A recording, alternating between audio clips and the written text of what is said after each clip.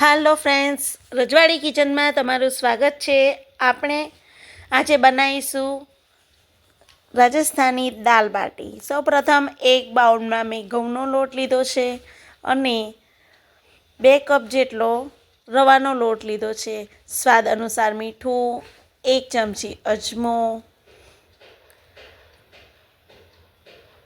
બધું મિક્સ કરી લઈશું.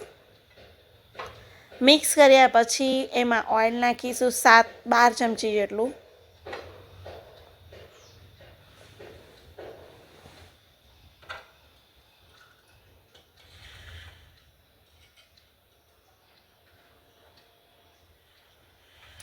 લોટને મિક્સ કરી મુઠ્ઠી મોવણ જોઈ લઈશું. આ આપણું પરફેક્ટ માપ હશે, મુઠ્ઠી ભરાઈ જશે એટલે. હવે મેં ટાટાનો સોડા લીધો છે, એ ચપટી લઈ અને અંદર એડ કરવાનો છે. હવે એને ફરી મિક્સ કરી લઈશું. હવે મેં થોડું પાણી અંદર એડ કરતા જઈએ અને લોટને મસળીશું.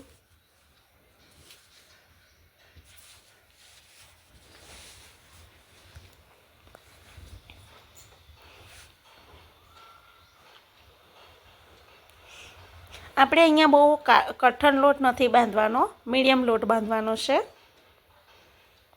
આપણો લોટ હવે બંધાઈ રહ્યો છે. હવે 2 ચમચી તેલ લઈને એને મસળી લઈશું.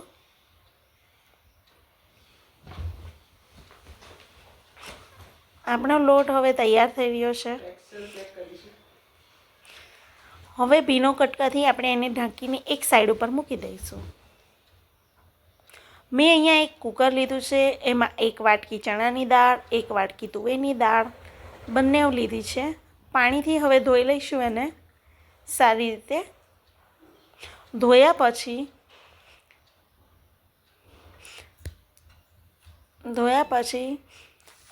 2 વેડ જેટલું પાણી લીધું છે. એમાં 1 ચમચી મેં મીઠું નાખી કુકર બંધ કરી દીધું અને ગેસની ફ્લેમ ફાસ્ટ રાખી છે. હવે મેં 5 સીટી મારી ગેસ બંધ કરી દીધો. ત્યાં સુધી આપણે ડુંગળી, લસણ, આદુ, મરચાં તૈયાર કરી લઈએ.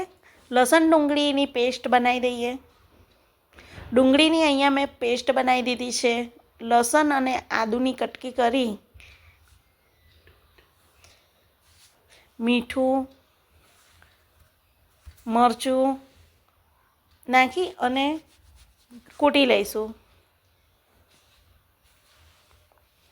આપણી દાળ બફાઈને તૈયાર થઈ ગઈ છે. ચમચાની મદદથી મેં હલાવી દીધી. હવે એક પેનમાં તેલ લઈ વઘારમાં જીરું, 2 લાલ મરચાં, હિંગ અને જે આદુ લસણની પેસ્ટ વાતી હતી એ નાખી અને હલાવી લઈશું. હવે એની અંદર ડુંગળીની પેસ્ટ એડ કરીશું.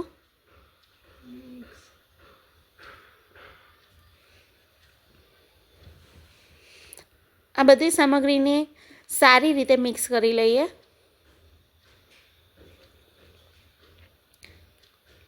હવે તેલ થોડું છૂટું પડે છે. હવે હળદર, 1 ચમચી હળદર,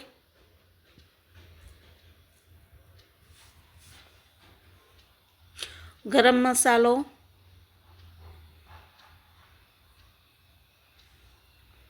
નાખીને સાતળી લઈશું. કલર માટે લાલ મરચું નાખીશું.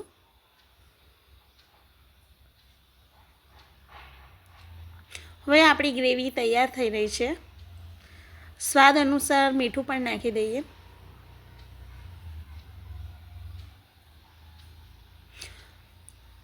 હવે કુકરમાં રહેલી દાળને મિક્સ કરી લઈએ પાણીની મદદથી. આપણી ગ્રેવી તૈયાર થઈ ગઈ છે. તેલ છૂટું પડી રહ્યું છે. એની અંદર થોડી કરીને દાળ અંદર એડ કરીશું.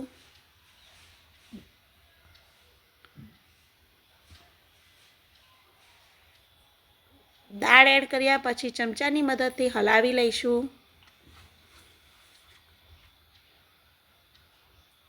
2 ઉબાલા આવ્યા પછી આપણે ગેસ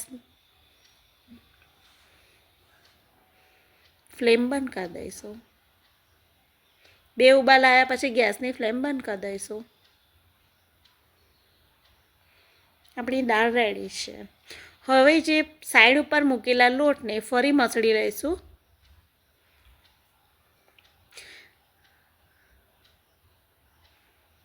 નાના નાના લુવા કરી રોટલીના શેપમાં હાથની મદદથી, અંગૂઠાની મદદથી પહોળા કરી ફરી એને કચોરીની જેમ ગોળ કરી ફરી એને ગોળ ગોળ લુઓ બનાવવાનો છે અને એને આકાર આપવાનો છે ગોળ.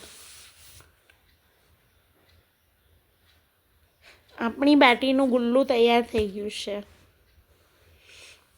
હવે ગેસ પર ધીમા તાપે કુકર મૂકી દઈશું. બાટીના કુકર ગરમ થયા પછી આપણે બાટીને ગોઠવી દઈશું.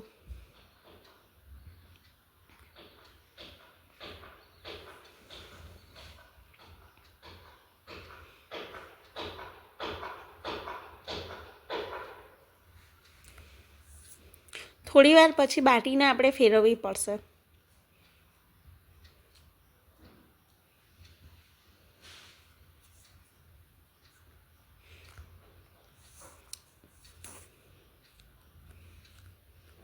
દસથી 15 મિનિટમાં આપણી બાટી તૈયાર છે. હવે આપણે એને સોલ્વ કરીશું.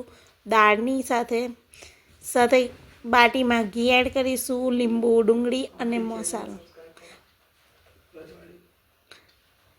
તમને અમારી બાટી ગમી હોય તો અમારી ચેનલને સબસ્ક્રાઈબ, લાઈક કરો.